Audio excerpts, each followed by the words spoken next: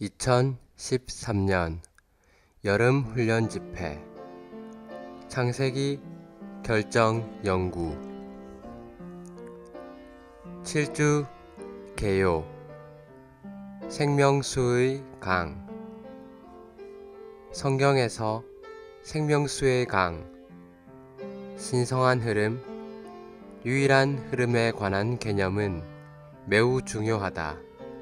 성경은 흐르시는 삼일 하나님, 곧 생명의 원천이신 아버지와 생명의 샘이신 아들과 생명의 강이신 그 영을 계시해준다.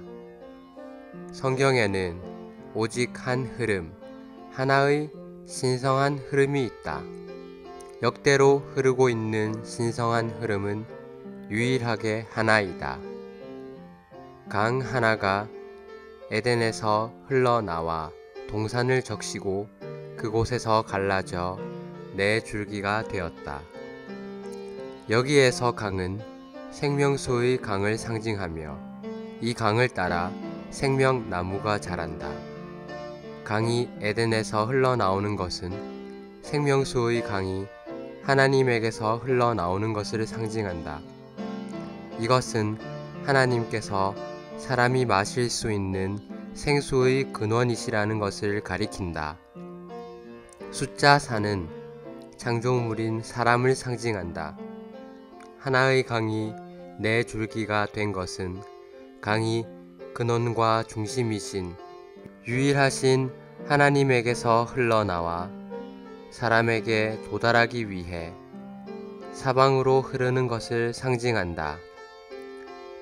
생명수의 강, 곧 신성한 흐름의 씨는 창세기 2장 10절부터 14절까지에 뿌려졌고 성경의 그 이후의 책들에서 성장하며 요한계시록에서 수확된다.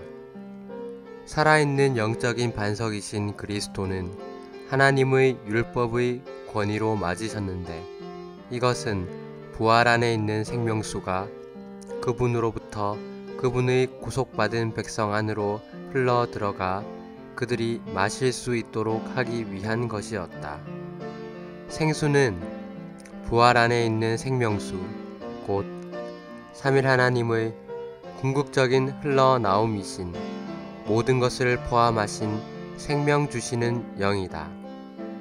부활은 죽음에 넣어졌다가 다시 살아난 어떤 것을 가리킨다. 부활은 또한 죽음을 통과한 어떤 것에서 솟아나는 생명을 가리킨다. 생명수는 부활 안에 있기 때문에 승리를 거두고 부정적인 모든 것을 초월한다. 우리는 부활 안에 있는 생명수를 마실 때 부활 안에 있고 부활에 속한 사람이 된다. 우리는 부활 안에 있는 생명수를 마시고 흘려 보내야 한다. 우리가 우리 자신을 매 맞으신 그리스도와 동일시할 때 생수인 신성한 생명이 우리로부터 흘러나온다.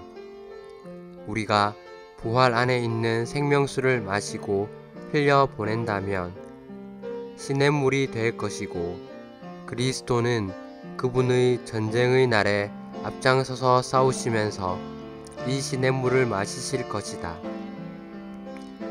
민수기 20장 8절에서 하나님은 모세에게 너는 지팡이를 들고 저 반석을 향해 물을 내라고 말하여라 라고 말씀하셨다. 지팡이를 들고는 그리스도의 죽음 안에서 그분과 동일시되며 그리스도의 죽음을 우리 자신과 우리의 상황에 적용하는 것이다. 저 반석을 향해 말하여라는 매 맞은 반석이신 그리스도께 직접 말하는 것이며 그 영께서 이미 주어지셨다는 사실에 근거하여 생명의 영을 주시도록 그리스도께 요청하는 것이다. 모든 것을 포함하신 그리스도에 대한 예표인 좋은 땅은 시내가 흐르고 샘이 솟으며 원천이 있는 땅이다. 원천은 근원이고 샘은 원천이 흘러나온 것이며 시내 혹은 강은 흐름이다. 좋은 땅에서 물은 골짜기와 산에서 흐른다. 골짜기와 산에서 흐르는 것은 생수이신 그리스도께서 여러 가지 환경에서 흐르신다는 것을 상징한다. 골짜기는 십자가에 대한 체험, 곧 그리스도의 죽음에 대한 체험이고, 산은 그리스도의 부활에 대한 체험이다. 시편 72편 8절은 그리스도께서 왕으로서 다스리실 때 강에서부터 땅끝까지 다스리실 것임을 계시한다. 주님의 왕국은 그분께서 강으로서 흐르심으로써 땅끝까지 확장될 것이다. 그분께서 통치권을 가지시고 땅끝까지 강으로서 흘러가실 것이다. 흐름이 있는 곳에 그분의 통치가 있을 것이다. 주 예수님은 예루살렘에서부터 흘러나갈 강에 의해 땅을 회복하실 것이다. 이 강은 창세기 2장 10절부터 14절까지에 나온 것처럼 네 방향으로 갈라져 온 땅에 이를 것이다. 하나님께서 그분의 경륜 안에서 갖고 계신 의도는 그분 자신이 생수의 원천 곧 근원이 되시어 그분의 선민의 누림을 위해 그들을 만족시키시는 것이다. 하나님은 우리가 그분을 생수의 원천 곧 우리 생활의 유일한 근원으로 취하기를 원하신다. 하나님께서 생수의 원천이 되시는 목표는 하나님의 표현을 위해 그분의 증가, 곧 그분의 충만인 교회를 산출하는 것이다. 이것이 하나님께서 그분의 경륜 안에서 갖고 계신 마음의 갈망이자 큰 기쁨이다. 하나님은 경륜이 있으시기 때문에 그분의 선민에게 생수의 원천이 되셔야 하며, 그분의 경륜은 그분 자신을 위한 배필, 곧 신부를 산출하는 것이다. 우리가 생수의 원천이신 하나님을 마시는 것은 하나님의 증가인 교회를 위한 것이다. 우리가 마시는 것은 하나님의 표현을 위해 하나님의 확장과 충만을 산출하기 위한 것이다. 생수의 원천이신 하나님을 떠나서는 그 무엇도 우리의 갈증을 해결하거나 우리를 만족시킬 수 없다. 우리 존재 안으로 분배되신 하나님을 떠나서는 그 무엇도 우리를 그분의 표현을 위한 그분의 증가로 만들 수 없다. 에스겔서 47장 1절부터 12절까지에서 우리는 물이 집에서부터 흘러나오는 것에 대한 이상을 본다. 여기에서 물은 하나님의 백성의 갈증을 해결하기 위해 영원에서부터 흘러나오는 생명수이신 삼일 하나님을 상징한다. 물이 깊어질수록 더욱더 우리는 우리 자신의 노력을 포기하고 우리 자신의 방향을 내려놓으며 흐름이 우리를 실어가도록 허락하게 된다. 요한복음은 흐르시는 삼일 하나님을 묘사해준다. 삼일 하나님은 신성한 삼일성 안에서 세 단계로 흐르신다. 아버지는 원천이시고 아들은 샘이시며 그 영은 강이시다. 이 흐르시는 삼일 하나님께서 영원한 생명에 이르신다.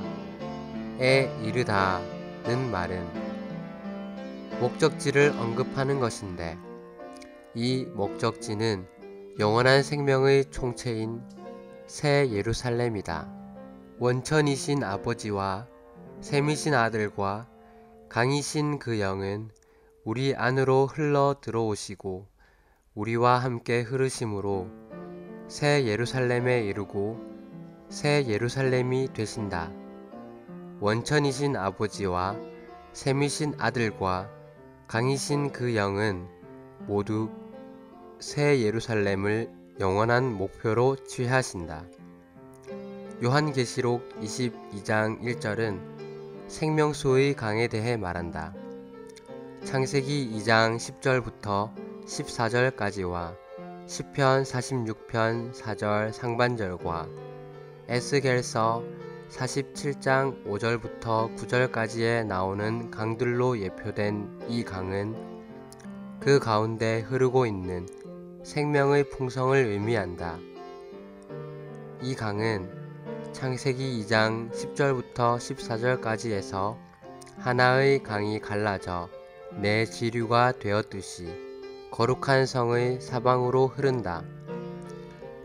요한복음 7장 38절에서 가리키는 것처럼 풍성을 지닌 이 하나의 강은 우리가 하나님의 생명의 영의 여러 방면을 체험할 때에 많은 강이 된다. 생명수는 하나님께서 그리스도 안에서 그 영이 되셔서 그분 자신을 그분께서 구속하신 사람들 안으로 흘려보내시어 그들의 생명과 생명 공급이 되시는 것을 상징한다. 이 생명수는 갈라진 반석에서 나온 물로 예표되었고 창에 찔린 주님의 옆구리에서 흘러나온 물로 상징된다.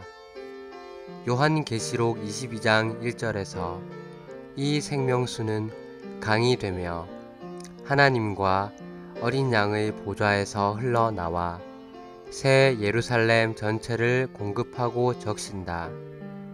이처럼 이 성은 신성한 생명으로 충만하게 되어 하나님의 생명의 영광 가운데서 그분을 표현하게 된다. 생명수의 강은 하나님과 어린 양의 보좌에서 흘러나온다.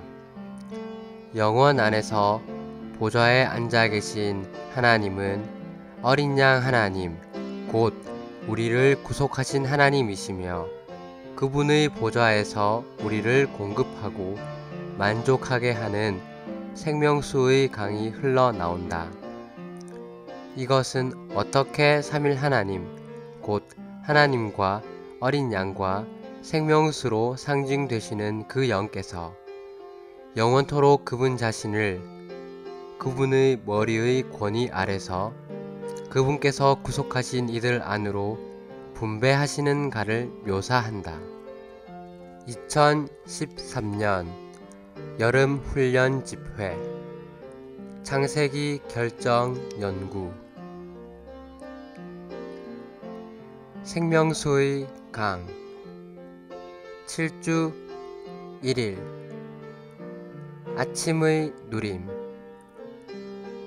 창세기 2장 10절 강 하나가 에덴에서 흘러나와 동산을 적시고 그곳에서 갈라져 네 줄기가 되었다.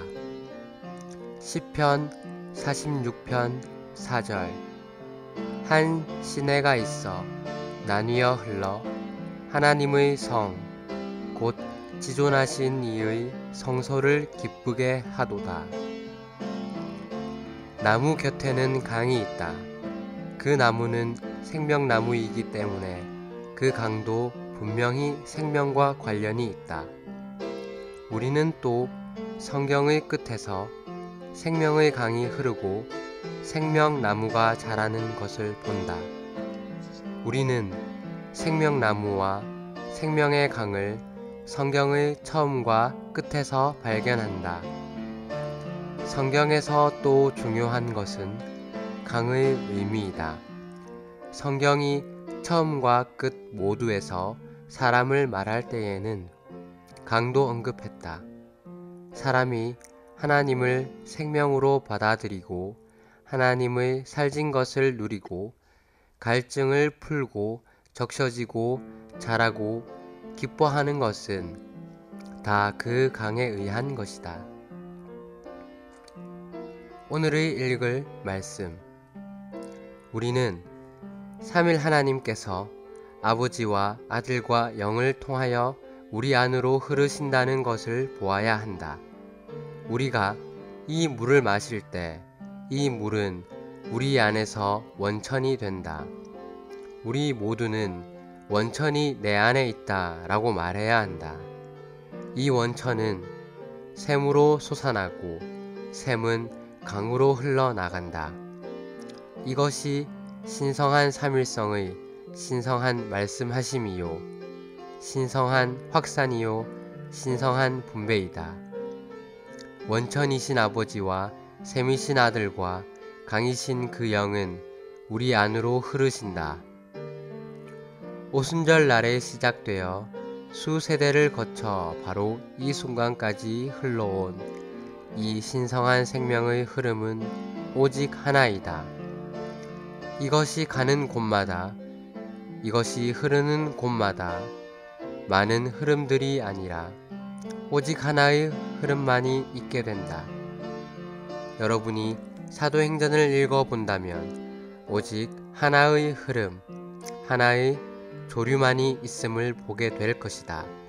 이 흐름은 예루살렘에서 시작하여 안디옥으로 흘렀고 안디옥에서 아시아로 방향을 바꾸어 그곳으로 흘러갔다.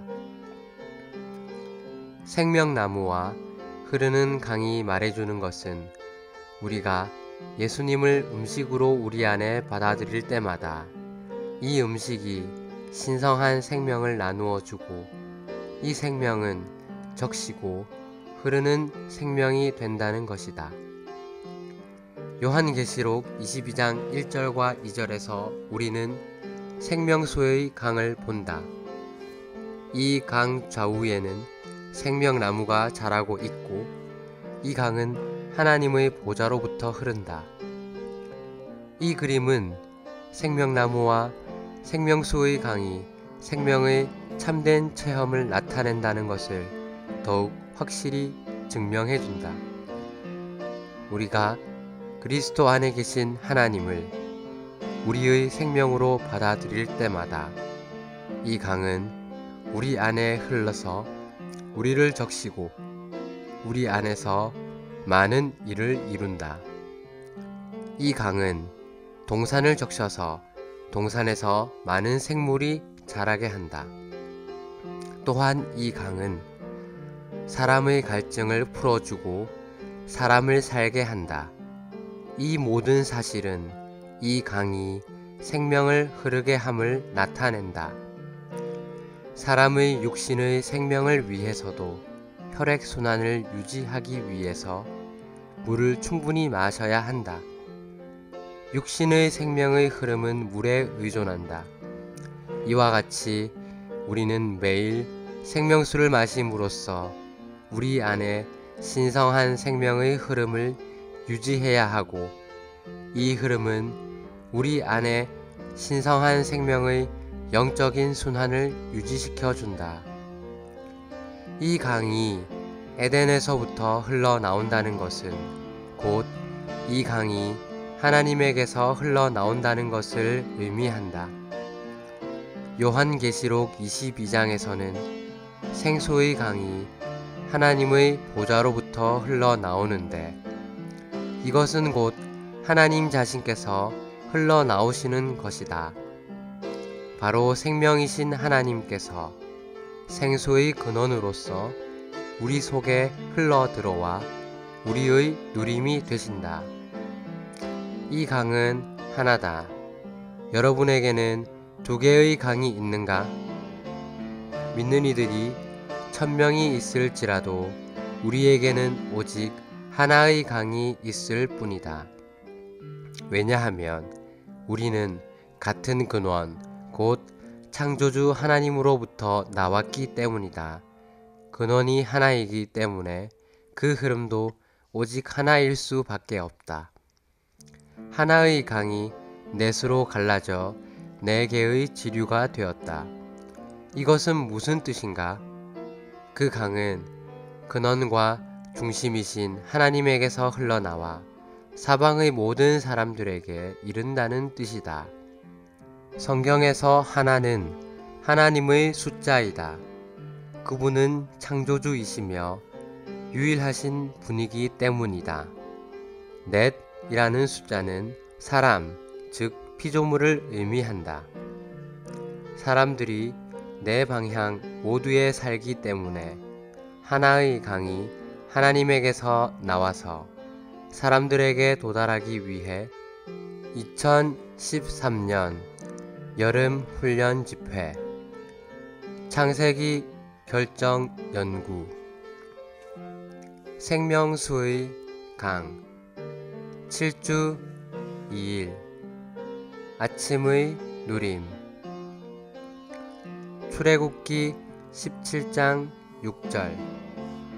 이제 내가 거기 호렙에 있는 반석 위에서 내 앞에 서겠다. 너는 그 반석을 쳐라. 그러면 거기에서 물이 나와 백성이 마실 수 있을 것이다. 모세는 이스라엘의 장로들이 보는 앞에서 그대로 하였다. 고린도전서 10장 4절. 모두 똑같은 영적인 물을 마셨습니다. 그들은 자기들을 따르는 영적인 반석에서 마셨는데 그 반석은 그리스도였습니다. 창세기에 있는 모든 것은 씨앗이며 이 씨앗은 신약에서 자라고 요한계시록에서 수확된다. 흐르는 강의 씨는 창세기 2장에 뿌려졌고 창세기 이후의 책들에서 성장하며 요한계시록에 그 수확이 있다. 창세기 2장에 나타난 그림의 참된 의미를 설명하기 위해서는 모든 성경이 필요하다. 하나님은 그분의 아들 예수 그리스도 안에서 음식의 형태로 우리에게 생명이 되신다. 우리가 그분을 받아들일 때 우리는 만족을 얻을 뿐 아니라 이 생명이 우리 속에서 우리를 적시는 강이 된다. 이 강은 우리 안에서 급류처럼 흘러서 우리를 거듭나게 하고 우리를 변화시키며 우리를 달콤하게 하고 열매가 풍성하게 한다. 이 흐름에 의해서 우리는 하나님의 거처인 새 예루살렘의 건축을 위한 금과 진주와 보석이 된다. 이것이 하나님의 영원한 목적을 이루는 길이다. 오늘의 읽을 말씀, 고린도전서 10장 4절에서 바울은 계속해서 이렇게 말한다. 모두 똑같은 영적인 물을 마셨습니다. 그들은 자기들을 따르는 영적인 반석에서 마셨는데 그 반석은 그리스도였습니다. 영적인 반석이신 그리스도는 믿는 이들을 따르면서 그들에게 영적인 물을 공급하신다.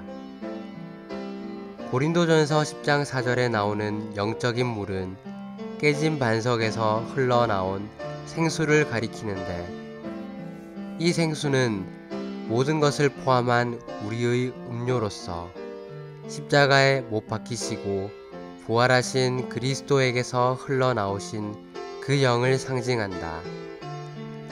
살아있는 영적인 반석이신 그리스도는 십자가에 못 박히셨을 때 하나님의 율법의 권위로 맞으셨는데 이것은 부활 안에 있는 생수가 그분으로부터 그분의 구속받은 백성 안으로 흘러 들어가 그들이 마실 수 있도록 하기 위한 것이다. 깨진 반석에서 흘러나온 생명수는 그 영을 상징한다.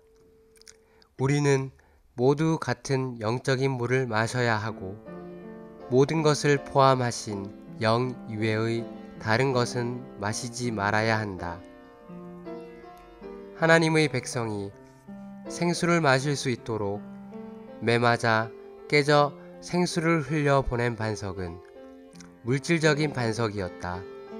그러나 사도는 그것을 영적인 반석이라고 불렀는데 이것은 그 반석이 그리스도를 예표하기 때문이다. 그리스도는 하나님에 의해 매 맞아 갈라져서 생수를 흘려 보내심으로 그분의 믿는 이들의 갈증을 해결해 주셨다. 따라서 사도는 그 반석을 그리스도라고 말한 것이다. 이것은 그리스도를 상징하는 영적인 반석이었기 때문에 이스라엘 백성을 따라갈 수 있었다. 이것이 가리키는 것은 참된 반석이신 그리스도께서 그분의 믿는 이들을 따라가고 있다는 것이다. 이 반석은 참으로 우리에게 모든 것이다. 육체 되심을 통하여 그리스도는 반석으로 이 땅에 오셨다. 정해진 곳인 갈보리에서 그분은 십자가에 못 박히시어 능력과 권위가 있는 하나님의 율법에 의해 매 맞으셨다. 그분의 옆구리가 갈라졌고 생수가 흘러나왔다. 이 생수는 삼일 하나님의 최종 결과인 그 영이다. 이 물은 우리의 갈증을 해소시키고 우리의 존재를 온전히 만족시킨다. 이스라엘 백성이 광야를 여행하는 중에 그들을 따랐던 반석으로부터 이 물이 흘러나왔기 때문에 이 물은 참으로 비밀스럽다. 분명 그러한 반석은 물질적인 반석일 수 없다. 어떻게 글자 그대로의 물질적인 반석이 이스라엘 백성과 함께 여행할 수 있는가? 바울은 반석이 이스라엘 백성을 따랐다고 말했는데 그것은 그 반석이 살아있는 반석이었음을 가리킨다. 그러므로 이 반석은 영적이고 비밀했다. 부활 안에 있는 생명수의 문제를 깊이 생각할 때 우리는 분명 매 맞은 반석에서부터 나온 물의 영적이고 비밀한 방면에 대해 깊은 인상을 받게 될 것이다. 반석으로부터 나온 물은 부활 안에 있는 생명수이다. 부활은 죽음에 넣어졌다가 다시 살아난 어떤 것을 가리킨다. 부활은 또한 죽음을 통과한 어떤 것에서 솟아나는 생명을 가리킨다. 생명수는 부활 안에 있기 때문에 크게 승리를 거두고 또한 부정적인 모든 것을 초월한다. 이 물을 마실 때 우리는 부활 안에 있고 부활에 속한 사람이 된다. 추가로 읽을 말씀 출애굽기 라이프 스타디 40에서 42장 2013년 여름 훈련 집회 창세기 결정 연구 생명수의 강 7주 3일 아침의 누림 민수기 20장 8절 너는 지팡이를 들고 너의 형 아론과 함께 회중을 불러 모아라. 그리고 그들의 눈앞에서 저 반석을 향해 물을 내라고 말하여라. 너는 그들을 위하여 반석에서 물이 나오게 하고 회중과 그들의 가축이 마시게 하여라. 시편 110편 7절 길가의 시냇물을 마심으로 그의 머리를 드시리로다. 교리적으로 말하면 생명수를 흘려보내기 위해서 우리는 우리의 목마름을 해소시켜야 한다. 이것은 우리가 생수로 충만하지 않으면 흘러넘치는 것이 있을 수 없음을 의미한다. 흐름은 넘쳐서 흘러나오는 것이며 이렇게 넘치는 것은 우리의 목마름을 해소시킨 결과이다. 그러나 체험의 관점에서 볼 때 우리는 흘려보내기 위해 우리의 목마름이 해소될 때까지 기다릴 필요가 없다. 오늘을 읽을 말씀. 생명수를 흘려 보내려면 우리는 또한 매맞은 그리스도와 연합되어야 한다. 매맞은 반석은 십자가에 못 박히신 육체 되신 그리스도를 상징한다. 십자가에서 그리스도는 하나님께 매 맞으셨다. 우리는 이렇게 매 맞으신 분과 동일시 되어야 한다. 이것은 생명수가 흐를 수 있도록 우리의 인간 생명, 우리의 타고난 생명이 매 맞아야 함을 뜻한다. 그러나 우리 스스로 매 맞으려고 애쓸 필요가 없다. 우리가 다만 매 맞으신 그리스도와 하나 되고 동일시 된다면 우리는 우리의 타고난 생명이 십자가에 못 박힘을 체험할 것이다. 그러고 나서 그리스도의 인간 생명이 매 맞음으로 그분의 신성한 생명이 생수로 흘러나왔듯이 우리 또한 우리의 타고난 생명이 매 맞을 때에 생명수의 흐름을 체험할 것이다. 우리의 타고난 생명이 매 맞을 때만이 신성한 생명이 우리로부터 흘러나갈 것이다. 시편 110편 7절에서 시냇물은 이기는 이들을 상징한다. 그리스도는 앞장서서 끝까지 싸우시는 동안에 마실 물이 필요하실 것이고 이 물은 이기는 이들일 것이다. 그리스도께서 이미 십자가에 못 박히셨고 그 영도 이미 주어지셨으므로 그리스도께서 다시 십자가에 못 박히실 필요가 없다. 즉 생수가 흐르도록 다시 반석을 칠 필요가 없다. 하나님의 경륜 안에서 그리스도는 오직 한 번만 십자가에 못 박히셔야 한다.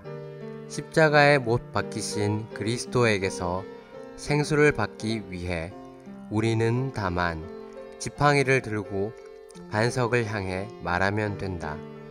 민수기 20장 8절에서 지팡이를 드는 것은 그리스도의 죽음 안에서 그분과 동일시되며 그리스도의 죽음을 우리 자신과 우리의 상황에 적용하는 것이다. 반석을 향해 말하는 것은 매 맞은 반석이신 그리스도께 직접 말하는 것이며 그 영께서 이미 주어지셨다는 사실에 근거하여 생명의 영을 주시도록 그리스도께 요청하는 것이다. 우리가 그리스도의 죽음을 우리 자신에게 적용하고 우리에게 그 영을 주시도록 믿음 안에서 그리스도께 요청할 때 우리는 생명의 넘치는 공급이신 살아계신 영을 받게 된다. 하나님은 이스라엘 자손들을 좋은 땅, 곧 골짜기와 산에 시내가 흐르고 샘과 원천이 있는 땅으로 인도하고 계셨다. 신명기 8장 7절부터 9절까지에 언급된 좋은 땅의 첫째 방면은 물이다. 이 물과 관련해서 처음에는 근원인 원천이 있고 그 다음에 원천에서 나온 것인 샘과 시내가 있었다. 좋은 땅에서 물은 골짜기와 산에서 흐른다. 이것은 그리스도께서 여러 가지 환경에서 흐르신다는 것을 가리킨다. 우리에게는 기복이 있지만 그리스도께서는 위에 계실 때나 아래에 계실 때나 언제나 흐르신다. 모든 골짜기는 십자가의 체험, 곧 그리스도의 죽음의 체험이다. 또한 모든 산은 주님의 부활의 체험이다. 골짜기는 십자가이다. 산은 부활이다. 우리는 항상 어떤 고난, 즉 골짜기를 체험할 뿐 아니라 언제나 산, 즉 부활을 체험해야 한다. 골짜기가 있는 곳에는 언제나 산이 있다. 여러분이 십자가의 죽음을 체험할 때마다 부활도 체험할 것이다. 생수는 이 모든 체험들로부터 흘러나온다. 추가로 읽을 말씀.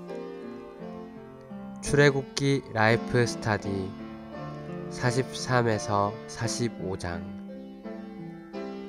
만유를 포함한 그리스도 4장.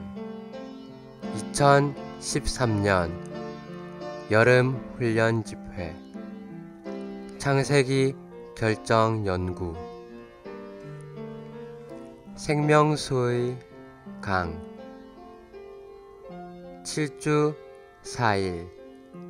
아침의 누림. 시편 72편 8절. 그가 바다에서부터 바다까지와 강에서부터 땅끝까지 다스리리니. 로마서 11장 36절. 만물이 주님에게서 나와서 주님을 통하여 있고 주님께로 돌아갑니다. 영광이 그분께 영원히 있으시기를 바랍니다. 아멘. 시편 72편 8절에서 강의 의미는 시편 46편 4절에 언급된 강과 동일하다. 한 강이 있어 나뉘어 흘러 하나님의 성 곧 지존하신 이의 성소를 기쁘게 하도다. 그것은 참으로 의미심장하다. 4절에 있는 그 강은 삼일 하나님의 흘러나오심을 상징하는데, 이것은 주님의 왕국과 다스림이 삼일 하나님의 흐르심으로 말미암아 땅끝까지 확산되는 것을 나타낸다. 그분의 통치권은 적시는 강이신 그분 자신으로 말미암은 것이고, 그분은 적심으로 말미암아 통치권을 얻으신다. 비가 곧 강이요 적심이 곧 흐름이다. 주님은 조사하고 심판하고 치는 방식이 아니라 적시는 방식으로 온 땅을 회복하실 것이다. 의심할 것 없이 주 예수님은 다시 오셔서 이 땅에 그분의 의로운 심판을 집행하실 것이다. 그러나 그것은 그분의 다시 오심의 한 방면에 지나지 않는다. 다른 방면은 그분께서 땅을 적시는 비로 다시 오시리라는 것이다. 오늘의 읽을 말씀. 오늘날 온 땅은 메마르고 황폐한 광야와 같다. 많은 악과 죄악된 것들이 가뭄과 메마름에서부터 생겨난다. 사람들은 실망하고 만족하지 못하기 때문에 죄를 짓는 것이다. 주님의 다시 오심의 가장 큰 특징은 그분께서 메마르고 갈급한 땅을 적시기 위한 소낙비로 오시리라는 것이다. 그분은 이 땅을 불쌍히 여기실 것이고, 심판하는 것이나 치는 것이 아닌 적심으로 말미암아 통치하실 것이다. 그러한 그리스도께서 바다에서부터 바다까지 이르는 통치권을 가지실 것이고, 땅끝까지 이르는 강으로 흐르실 것이다. 흐름이 있는 곳에 또한 주 예수님의 통치가 있다. 그날의 모든 사람, 백인이나 흑인이나 황색인종이나 홍색인종이나 모두 비를 맞을 것이다. 그들은 그리스도의 통치 아래 매우 행복할 것이다. 오, 그리스도께서 다시 오실 때의 그 적심, 그 만족, 그 평강, 그 안전함이여. 어린 그리스도인이었을 때 나는 그리스도의 두 번 오심에 관하여 많은 가르침을 들었다. 이 모든 가르침은 그리스도를 재판관으로 두었다. 내가 배운 것은 주님께서 진노하심으로 사람들을 치시고 징벌하시리라는 것이었다. 나는 주 예수님께서 낙심하고 공허한 사람들을 만족하게 하고 황폐한 땅을 적시는 소낙비처럼 그렇게 은혜롭게 다시 오실 것이라고 말하는 메시지를 결코 들은 적이 없다. 그러나 내가 시편으로부터 확신 있게 말할 수 있는 것은 어느 의미에서 그분은 심판하러 다시 오시겠지만 심판하실 때조차도 땅을 적시실 것이라는 점이다. 그곳에 강이 있을 것이다. 그분은 오셔서 다만 능력을 발휘하는 방식이 아니라 삼일 하나님의 흐르심으로 말미암아 땅을 소유하실 것이다. 그분은 그 강, 즉 예루살렘에서부터 흐르는 그 강을 수단으로 하여 땅을 취하실 것이다. 그날의 예루살렘은 땅의 중심일 것이며 예루살렘의 중심에 집이 있고 그곳으로부터 강이 흘러나올 것이다. 나는 이 강이 창세기 2장에 나타나 있듯이 내 방향으로 흘러 온 땅에까지 이를 것이라고 믿는다. 그분의 통치가 다만 능력에 의해서가 아니라 적심에 의해서 그 강으로부터 땅끝까지 이를 것이다. 주님을 찬양하자. 예레미야서 2장 13절은 내 백성이 두 가지 악을 행하였나니 곧 그들이 생수의 근원이 되는 나를 버린 것과 스스로 웅덩이를 판 것인데 그것은 그 물을 가두지 못할 터진 웅덩이들이니라 라고 말한다. 하나님께서 그분의 경륜 안에서 갖고 계신 의도는 그분 자신이 생소의 원천 곧 근원이 되시어 그분의 선민의 누림을 위해 그들을 만족시키는 것이다.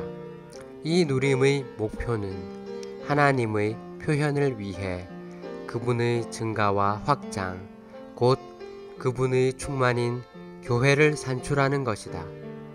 이것이 경륜을 가지신 하나님의 마음의 갈망이요 기쁨이다. 이러한 사상의 완전한 발전은 신약에 있지만 예레미야서 2장 13절에 씨로써 뿌려져 있다. 하나님은 우리가 우리의 생활을 위해 그분을 생수의 원천으로 취하기를 원하신다. 이것은 우리가 그분을 우리 존재의 근원과 원천으로 취하기 원하신다는 것을 의미한다.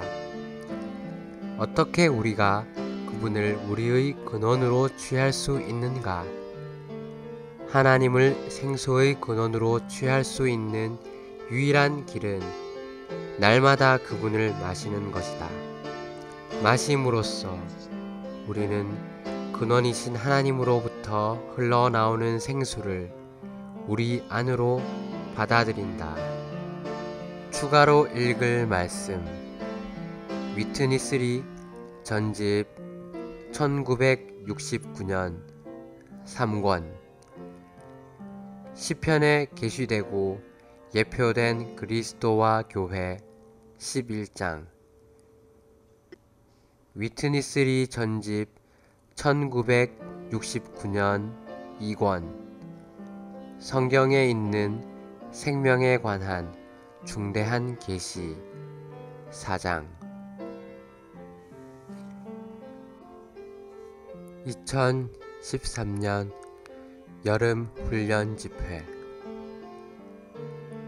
창세기 결정 연구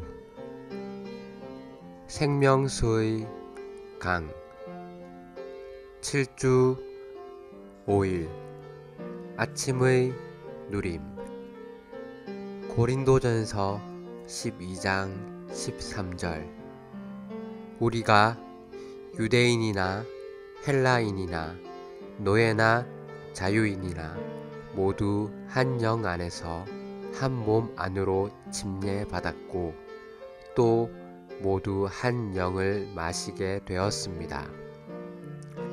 에스겔 47장 5절 다시 천척을 측량하시니 물이 내가 건너지 못할 강이 된지라. 그 물이 가득하여 헤엄칠 만한 물이요 사람이 능히 건너지 못할 강이더라. 하나님은 경륜을 갖고 계시고 그분의 경륜은 그분 자신을 위해 배필인 신부를 산출하는 것이기 때문에 하나님은 그분의 선민에게 생수의 원천이 되셔야 한다. 하나님의 경륜의 목적은 하나님께서 더 이상 홀로 계시지 않으시고 그분의 증가와 그분의 확장인 아내, 남편이신 그분과 짝을 이룰 아내를 얻으시는 것이다. 이것이 요한복음 3장 30절에 있는 증가라는 단어의 의미이다. 이 구절에서 침례자 요한은 그리스도에 관해 말하면서 그분은 증가하셔야 하고 라고 말한다. 그 앞 구절에서 요한은 신부를 얻는 사람은 신랑이지만 이라고 말했다. 30절에 있는 증가는 29절에 있는 신부이다. 신랑은 그리스도이며 신부는 그리스도의 증가요 확장이다.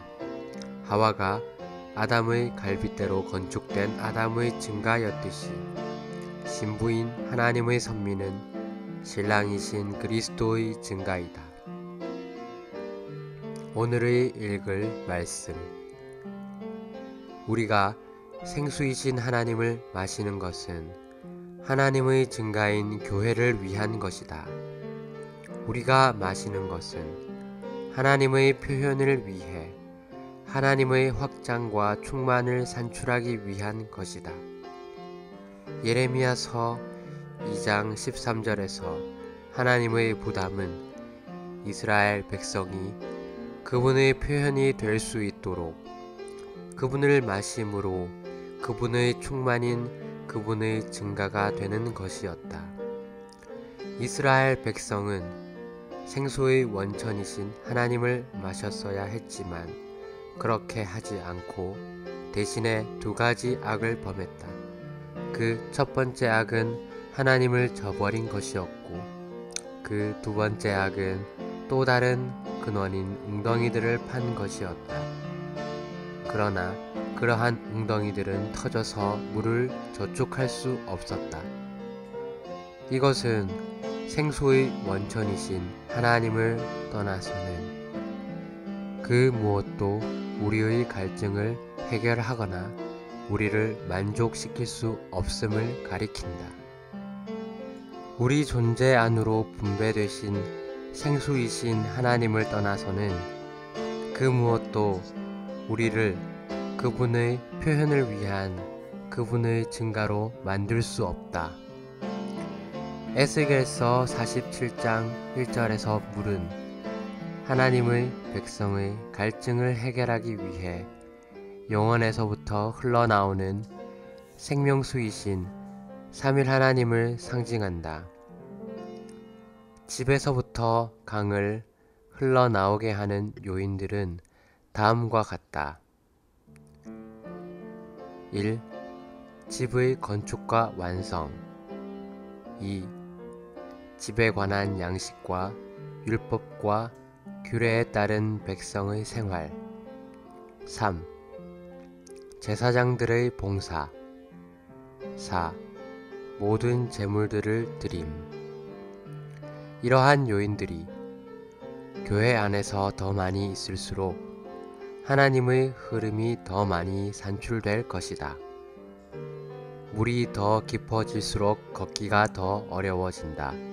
이것은 우리 안에 있는 은혜의 흐름이 더 깊어질수록 더욱더 우리는 우리 자신의 노력을 포기하고 우리 자신의 방향을 내려놓으며 흐름이 우리를 실어가도록 허락하게 된다는 것을 가리킨다. 요한복음은 흐르시는 삼일 하나님을 묘사해준다. 삼일 하나님은 신성한 삼일성 안에서 세 단계로 흐르신다. 요한복음 4장 14절 하반절은 내가 주는 물은 그 사람 안에서 원천이 되어 샘솟아올라 영원한 생명에 이를 것입니다. 라고 말한다. 원천이 샘솟아오른 것은 원천의 나타남이다. 그런 다음 강이 흐른다. 아버지는 원천이시고 아들은 샘이시며 그 영은 강이시다. 이 흐르시는 삼일 하나님께서 영원한 생명에 이르신다. 무엇에 이르다로 번역된 헬라어는 그 의미가 풍성하다. 여기에서 이 단어는 목적지를 말한다. 영원한 생명은 흐르시는 삼일 하나님의 목적지이다. 원천은 우리 안에서 샘솟아 올라 강으로 흘러 목적지에 이른다. 이 목적지는 영원한 생명이다. 새 예루살렘은 신성하고 영원한 생명의 총체이다. 영원한 생명은 결국 새 예루살렘이 될 것이다. 그러므로 영원한 생명에 이른다 라는 말은 새 예루살렘에 이른다를 의미한다.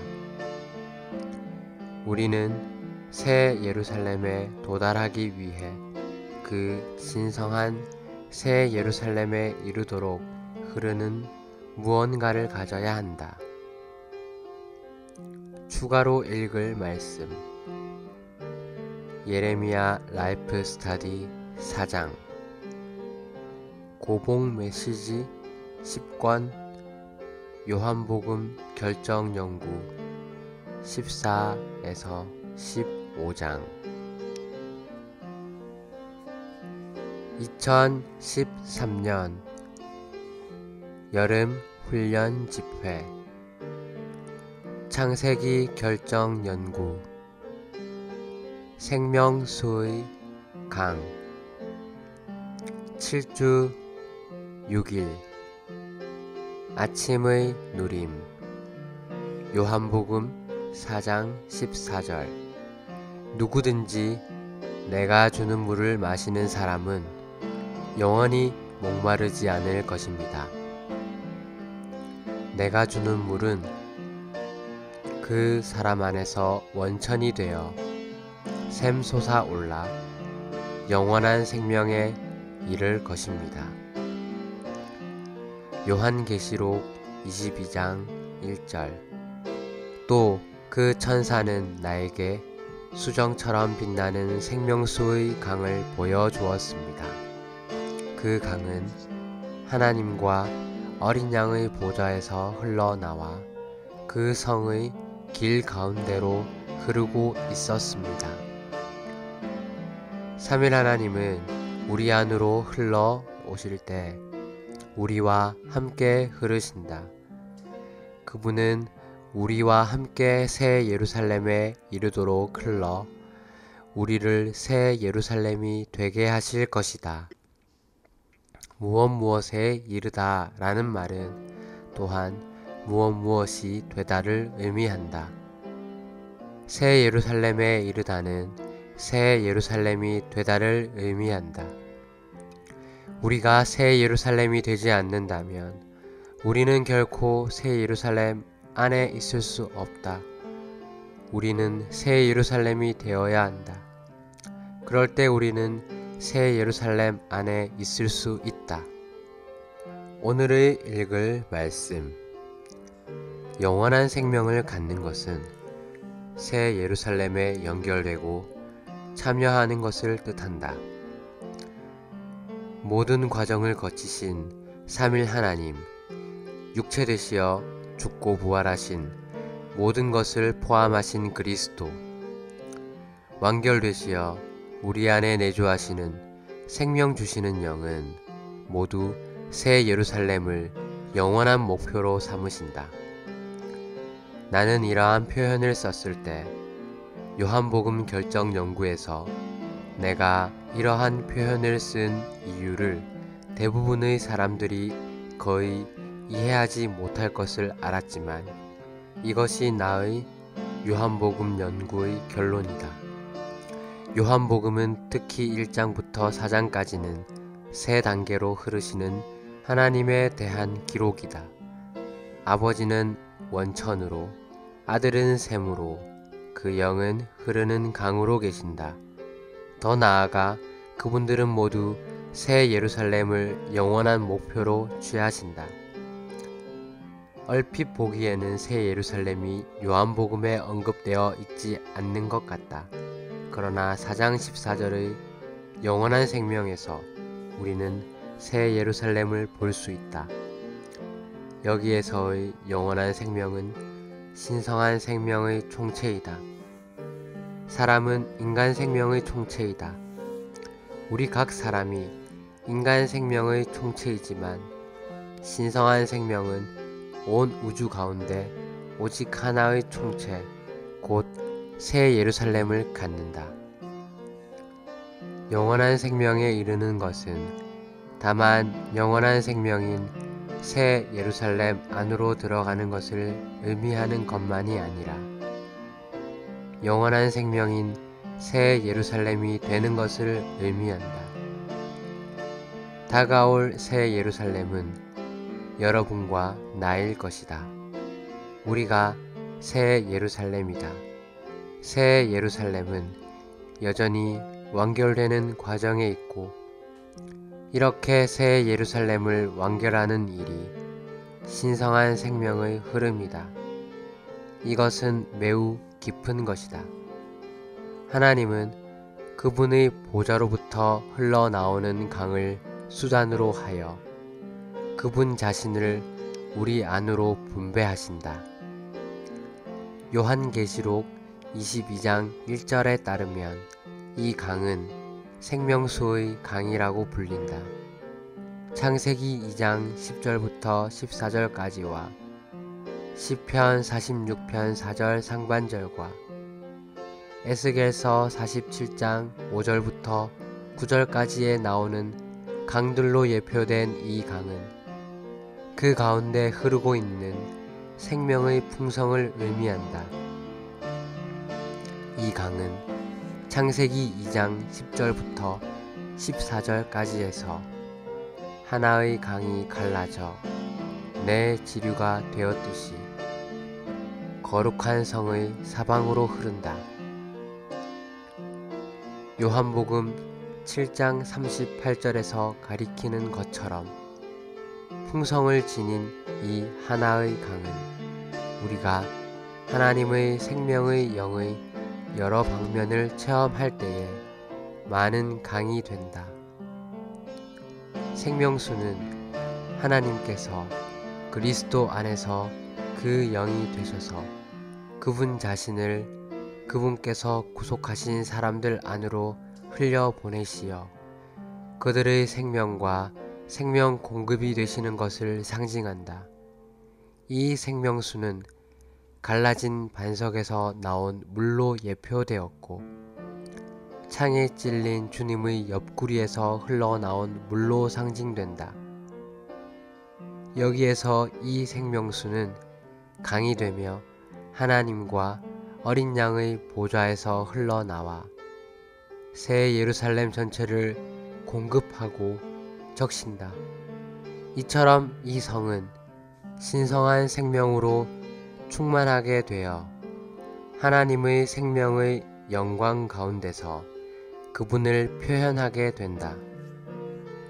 요한계시록 22장 1절에서 하나님과 어린 양의 보좌, 즉 하나님과 어린 양 두 분을 위한 하나의 보좌는 하나님과 어린 양이 한 분, 곧 하나님 어린 양, 구속하시는 하나님 구속자이심을 증명한다. 영원 안에서 보좌에 앉아 계신 하나님은 어린 양 하나님, 곧 우리를 구속하신 하나님이시며 그분의 보좌에서 우리를 공급하고 만족하게 하는 생명수의 강이 흘러나온다. 이것은 어떻게 삼일 하나님, 곧 하나님과 어린 양과 생명수로 상징되시는 그 영께서 영원토록 그분 자신을 그분의 머리의 권위 아래서 그분께서 구속하신 이들 안으로 분배하시는가를 묘사한다. 추가로 읽을 말씀 요한계시록 라이프 스타디 65장 새 예루살렘의 해석을 추구하는 믿는 이들에게 적용함 5장